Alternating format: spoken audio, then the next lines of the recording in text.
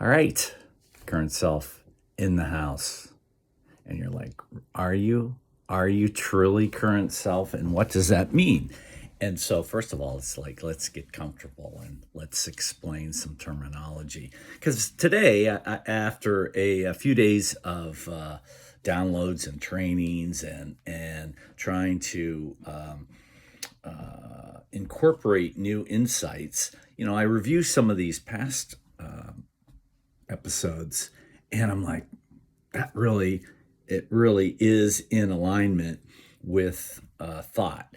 And so, what these are for is first for me to understand a a higher story, or is it a higher story, or no? So what I've been doing is trying to solidify a post human death story, because this is always a good question to ask somebody if again if they're in their life in which they are looking for philosophical or bigger questions, or if someone has anxiety about death, then it's like, well, why?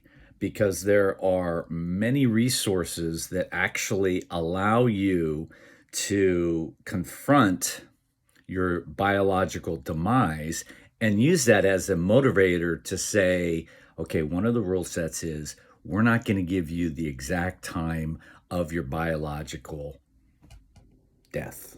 And we call it death. We're in black, so I'm like, so at some point, where's my sickle? Where's my sickle? So to some, that may be triggering, going like, oh, death. And then I'm like, okay, so look. So if you know it's a given, which it is if you identify as human, so that's one. And then if you want to continue as your personality, so many people that are seekers of something purposeful or something that is larger than themselves is usually, the Buddha tells us, the Fetters tell us, the Christianity, everybody is trying to give you an answer to, oh, what happens after you die?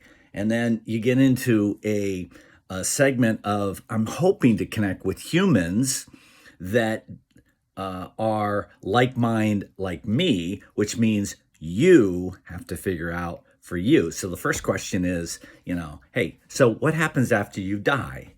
And and if someone asks me that, I go, well, I play all the time with my non-bio. So terminology of words is interesting too.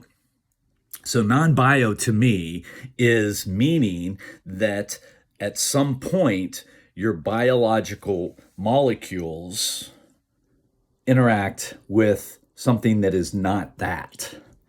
And so so some go, and I should Google. Would you Google this and tell me, like, who was the first to say soul as SOUL? I've already said soul is my father already, but was it? It was me too. Soul as in SOL. But anyways, so it's like soul is charged for me. I'm like, I describe what resonates with you, and with me it's non-bio. And it's like, well, because there's logic there, and there's beauty there, and it's from the person that's currently speaking. Okay, so non-bio, I think, is a better term than soul, because soul is charged with someone else's view of what it is. But you also have to be open enough when someone is, it's like, I'm a white male that can speak one language. However, if you meet someone that is multilinguistic and they're speaking to me and I'm understanding, they're like translating quickly and then speaking to me in a language that I can then understand. And so that's why energy is so beautiful. You just get into the frequency of other, So other, I can't emphasize enough that other is just that. So it's brown at its end, and then so, and depending on how your ultimate demise is. So what's beautiful too is, fortunate or unfortunate, a black-white internal dialogue is basically the polar opposites of whatever your lifeline is. And it's so simple to have the metaphor that we are black in a white story, because in your waking life, your external life is fueled by a light source from a great distance. And because, my God, because I've identified my groupings with color. And so if it was black, and unfortunately or fortunately, look, this almost looks gray, but black will eventually go to silver on its way to white. Let's see, and white, will white go to brown to black? I don't know. See, it's just like, be okay with, I don't really know. But the other thing is, be okay with having a structure that is that has a lot of information, and to know that my longing. Okay, I have a longing of just connecting with people that that want to talk about like some pretty high level information. Well, post-death. See, post-death is one of those discussions where if you're trying to map post-death, I want to talk to you. Hey, can I talk? Can I intuit you into my life? Can I manifest you into my physical being to have a conversation? It's like, I don't know, man. I don't know. Because my physical manifestation is pretty good.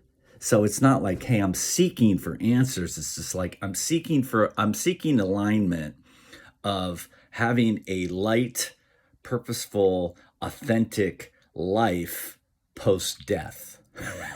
Hey, because if you can figure that out, think about that. If you can be like, at your freaking core, good with the life that you have lived, and because well, okay, so I'm going to live longer. And the cool thing is, part of the rule sets is, am I right? Right, which means like I've written my story. It's going to end as Kirk, as the biological being that I am, but I already am. I'm writing a postscript, and so basically what I know 100% sure is, if I go to my bio exit, my end date, and say, okay, here it is, 10 years out, because I'm a young guy still. And so I have 10 years to really just hone in my biological plot of land, my plateau. Oh my God, how beautiful is that? And then, if I do that, then multiple people will go, okay, what's next? And the other thing that's just, again, magical is that I get to then do that for me.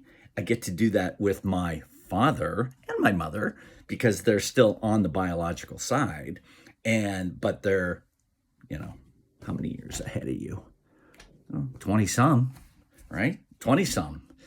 So that's the current self's narrative, knowledge of what I know after a massive blast of insight, and what that means is, a learning session has beginner's mind.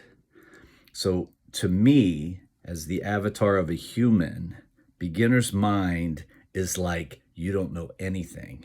You have to relearn things in a very quick way in order then to move forward. And that is wisdom.